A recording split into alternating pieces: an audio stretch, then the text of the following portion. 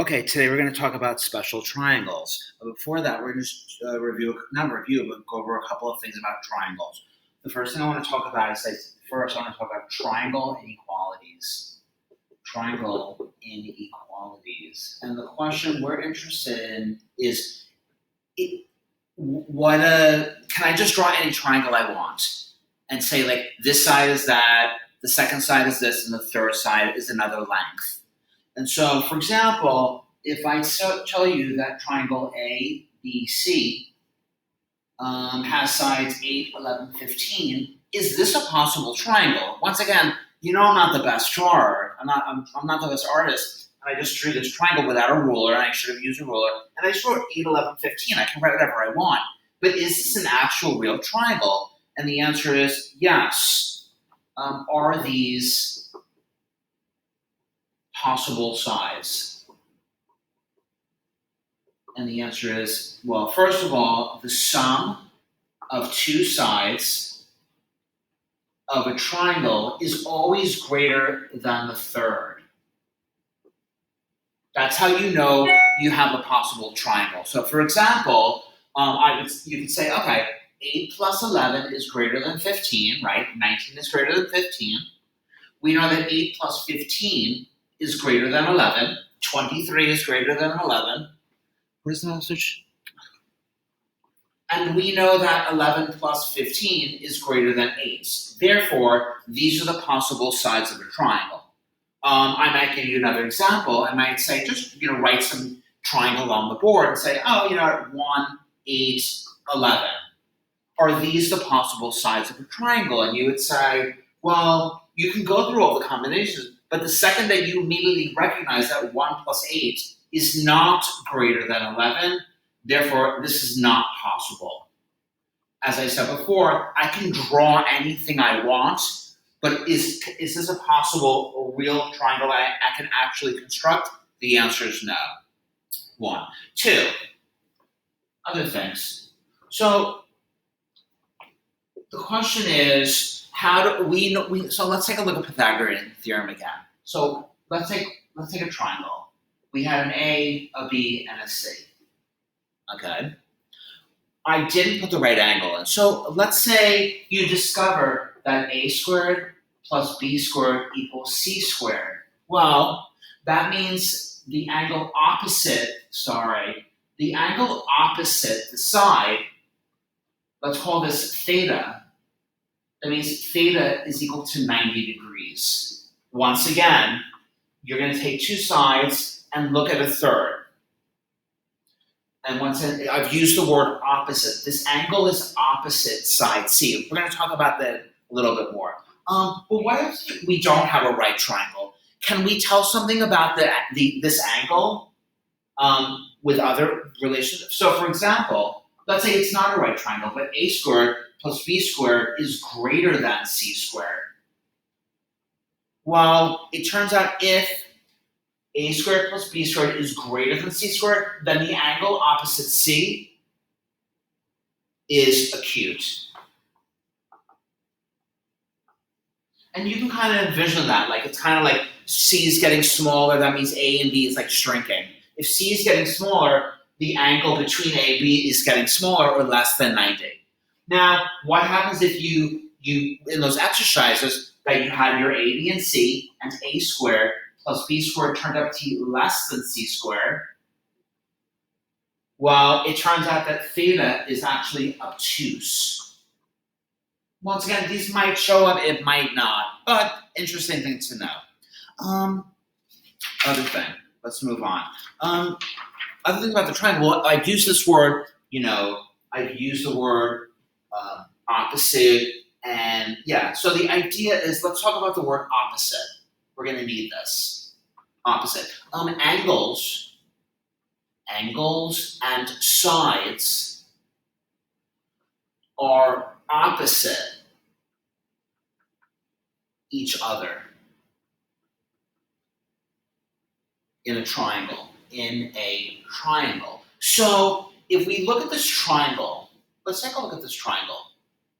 A, B, C. It could be any triangle. I don't know why I keep I guess it's natural to kind of just gravitate toward an equilateral triangle, but so let's talk about this. What is the relationship between angle C and the opposite? Well, we say that angle C is opposite segment AB. And we could also say that AB segment is opposite angle C. So I want you to think about what sides and angles are opposite each other. Okay, well, let's see. Angle B is opposite, and I'm getting lazy, so I'm abbreviating. Is opposite. What is angle B opposite? Side AC, and AC is opposite angle B. And then what's the last combination? Well, let's take a look at angle A. Angle A is opposite BC, and BC is opposite angle A. Now, this is kind of cool. The last thing I want to talk about before we start talking about sexual triangles, the last relationship I want to talk about, let's say that there's a relationship between the sides and the angle. It turns out if angle A is less than, let's see, the measurement is less than the measurement of angle B, is less than the measurement of angle C, that means that, this is kind of cool. So if A is the smallest side, if angle A is the smallest angle, BC is the smallest side. If angle B is the middle angle, AC is the middle side. And if angle C is the largest angle, AB is the largest side. And that makes sense. So in a right triangle, the side opposite the largest angle, which is the right angle, is the hypotenuse. And that's the relationship. So that's how you can tell if you know the angles, what's the largest side or the smallest side. You know in an equilateral triangle, all the sides are equal because all the angles are equal. Okay, good. Now, let's move on to special triangles. It's a quick little lesson. This is where the homework is going to be made mostly.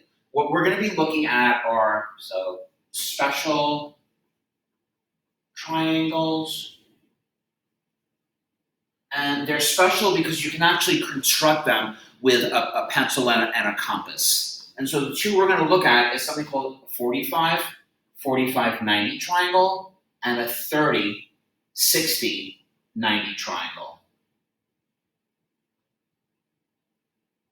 Okay. Let's start with the 45, 45, 90 first. Well, you might say, okay, well, if it's a right triangle, and we just learned that because the angles are congruent, the sides opposite them are congruent. Okay, so let's call this x and x. Now, I don't know what the hypotenuse is, so let's call that h.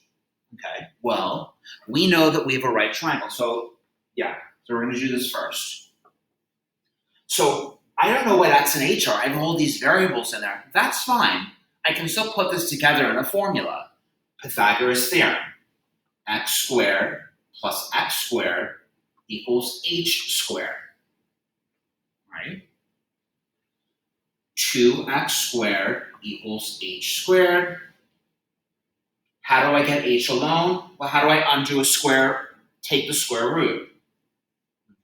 Now, you might say, Mr. Adler, isn't it supposed to be plus or minus? It's supposed to be plus or minus, but because we're dealing in, we're just going to take the positives. So just take the positive.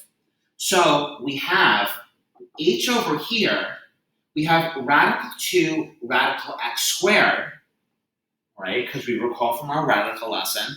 Final answer, the hypotenuse is x radical 2. That's kind of interesting. So, just the quick lesson is, if you have a 45, 45, 90 triangle, the hypotenuse is radical 2 times the leg. Or the leg is equal to the hypotenuse divided by radical 2. That's the relationship. It's an important relationship. We'll be needing it for more advanced, trigonometry. Question. Find the diagonal of a square whose perimeter is 16. Find the diagonal of a square whose perimeter, is 16. Find the length of the diagonal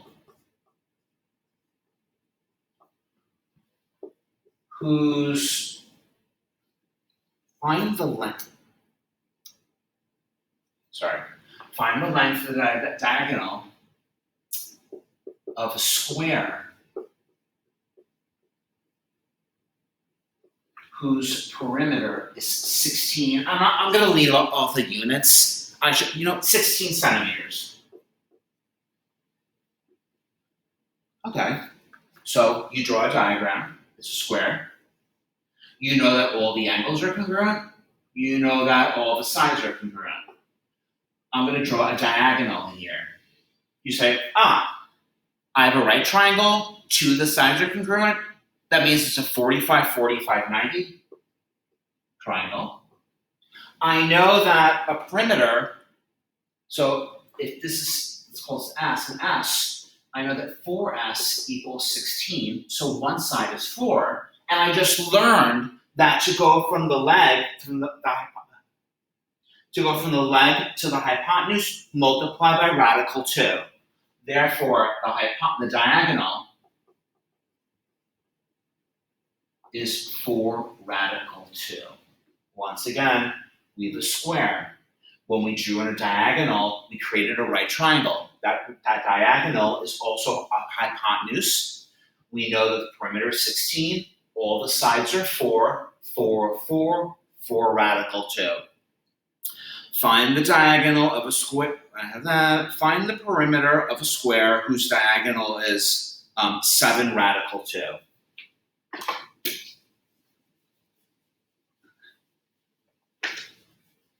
Actually, let me change that. In a square whose diagonal measures 7 radical 2, find the area of the square.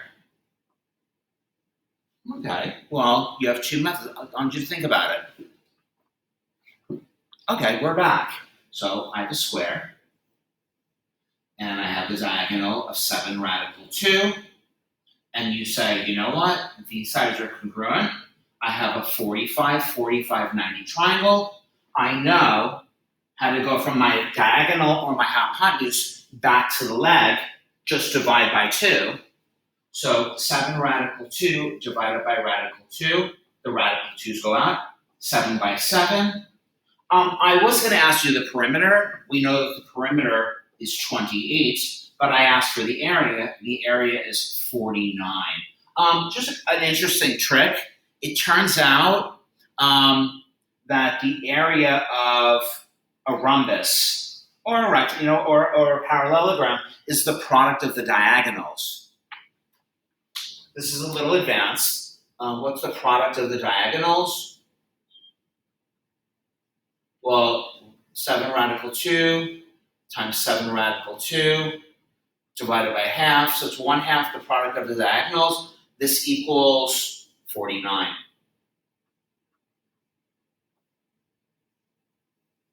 That's outside the scope of this class. Last thing I want to talk about. The next structural triangle is the 30, 60, 90 triangle. we just want to know, once you have a 30, 60, 90 triangle, what is the relationship between the sides and the angles? So let's see. So the question is, how are we doing for time? Good. The question is, how do I get a 30, 60, 90 triangle? Like, how do I make it? What am I going to do? Well, I can't, make equal sides, or I'm not really sure how to make a 30-degree angle, but what I can do is I can start with an equilateral triangle. So start with an equilateral triangle. Okay. Now, and so I'm going to say, because it's equilateral, all the sides are congruent. All the sides are congruent. I'm going to call all of these sides 2s. Or 2x.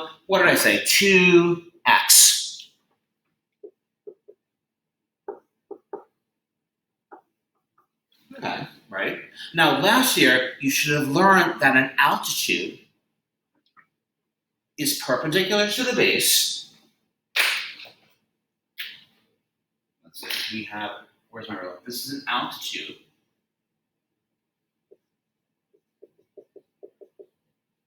It does two things. It's perpendicular to the base, or it starts at an angle and it's perpendicular to the opposite side. It's perpendicular to the base. What else do you think that altitude in an equilateral triangle does to the base? It bisects it. Now, this is kind of cool. If the whole segment was 2x, each of these was x. Okay? Now, and then the third thing it does, and I forgot to mention this, so let's back up a little bit. So, I said it was an equilateral triangle, all the sides are congruent, and all the angles are congruent.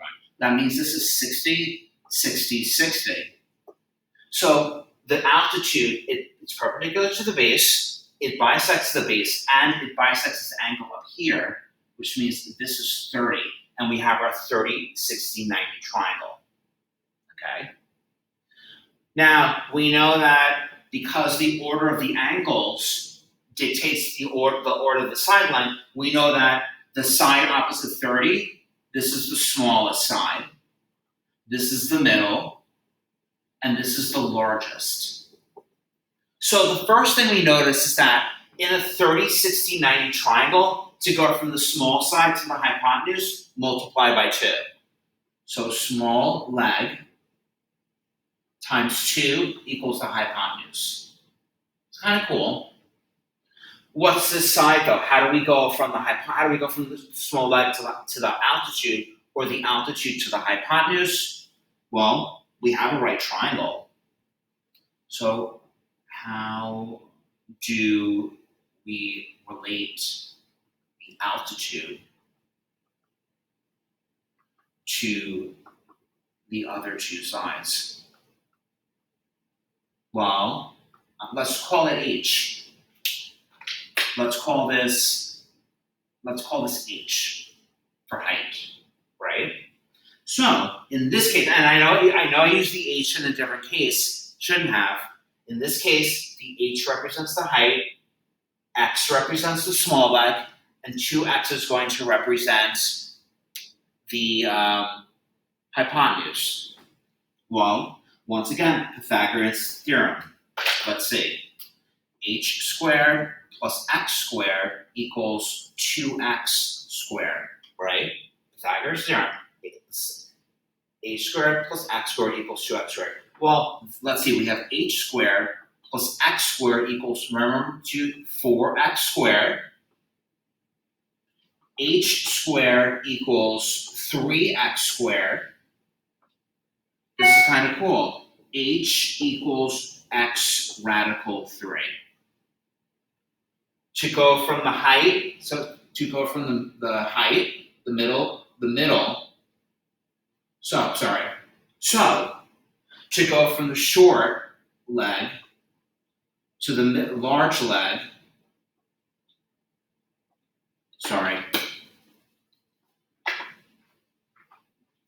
Excellent.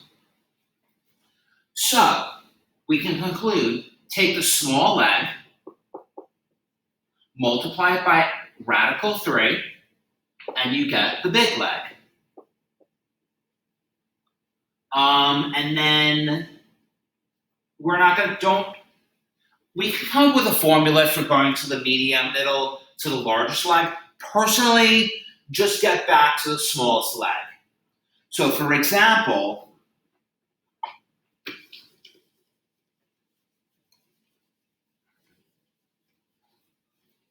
sorry, this board's getting dirty and I have to clean it. So, sorry. So let's see.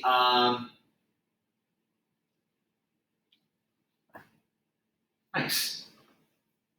Good. We have these two rules. Let's take a look at one or two examples. So let's take a right triangle. And we have 5. We have a 90-degree angle up here. We know the angle, it's 60 over here, 30 over here, which means we know that 5 is the shortest side. And can you see the board? Yeah, we're good. And then let's see. I want you to find S and F. And so problems like these are really easy. You say, okay, well, to get from the shorter to the hypotenuse, that's F. And to get from the shorter leg to the bigger leg, you just multiply by radical 3. That's it. And you obviously you can work backwards. I'm not going to push that. Well, let's try another one. Let's say another one like this. This is 60. This is 30. Let's say, I'll make it a little bit easier. Let's say that this is 7 radical 3. The question is, what are the lengths of defined? Let's see, S, F, how about T and G? What do you think? How do I go backwards? Once again, it's a little advanced. To go from the short leg to the big leg, we multiply by radical 3. So to go from the big leg to the short leg, we divide by radical 3. Well, this knocks out. So T equals 7. And how do we go from the short to the hypotenuse? 7 times 2, 14. So it's 7 radical 3, 14. Question, find the area of an equilateral triangle whose perimeter is 24. Find the area of an equilateral triangle whose perimeter is 24. And then I want you to generalize, find the area of an equilateral triangle whose side is S. Now at this point you can shut the video off, or you can, I'm just going to do it on the board. So if the perimeter is 24, that means all the sides are 8. If I drop an altitude, that means the base is now breaking 4 and 4, and that means the height is 4 radical 3. So now I can find the area of the triangle.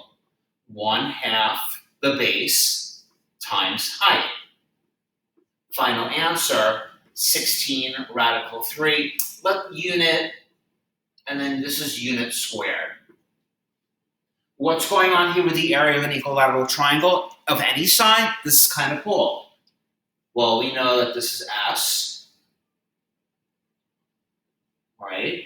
If we drop the altitude, we have S over 2, and that means the height is S radical 3 over 2, and now we can find the area. The area is equal to 1/2 the base times S radical 3 over 2. Final answer, this is kind of cool. Now you can find the area of an equilateral triangle. It's S squared radical 3 over 4. Am I asking this on a test? No. Should you know it? Can't hurt.